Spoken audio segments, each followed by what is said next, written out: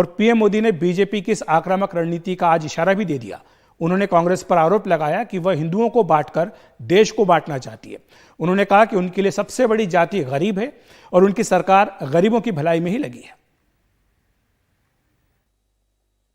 कल से कांग्रेस ने एक अलग लाभ आरोपना शुरू कर दिया है। ये कांग्रेस के नेता कहते हैं जितनी आबादी उतना हक। मैं कहता हूं इस देश में अगर सबसे बड़ी कोई आबादी है तो वो आबादी गरीब है, और इसलिए मेरे लिए गरीब ही सबसे बड़ी आबादी है और गरीब का कल्याण यही मेरा मकसद है। कांग्रेस किसी भी कीमत पर देश के हिंदुओं को बांटकर भारत को तबाह कर देना चाहती है। कांग्रेस गरीबों को बांटना चाहती है। मोदी ने पिछले 10 साल में सारी योजनाएं ऐसी बनाई ताकि गरीबों में एक आत्मविश्वास पैदा हुआ है, और मेरे लिए तो इस देश का गरीब यही सबसे बड़ी जाति है, यही सबसे बड़ी बिरादरी है। अगर गरीब का भला हो गया, देश का भला अपने आप हो जाएगा। और पीएम मोदी ने आज कांग्रेस को पूर्व प्रधानमंत्री डॉक्टर मनमोहन सिंह की याद भी दिलाई।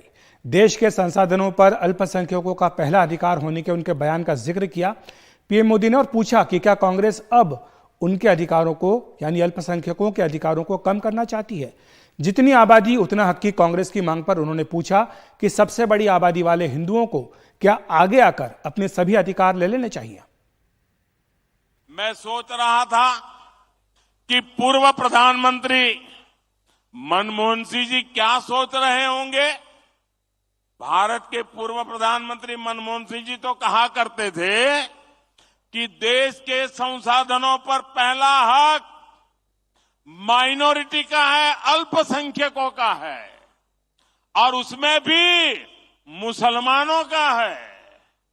अब कांग्रेस कह रही है कि आबादी तय करेगी कि पहला हक किसका होगा। यानी क्या अब अल्पसंख्यकों का हक कांग्रेस कम करना चाहती है क्या? और आबादी के ही हिसाब से ही अब तय होने वाला है, तो पहला हक किसका होगा भाई? किसका होगा? आबादी किसकी ज्यादा है? किसका हक होगा? जरा कांग्रेस वाले स्पष्टता करें। क्या आबादी के हिसाब से हक मिलेगा क्या? तो क्या अल्पसंख्यकों को कांग्रेस हटाना चाहती है क्या? तो क्या सबसे बड़ी आबादी वाले हिंदू अब आगे बढ़कर अपने सारे हक ले लें क्या?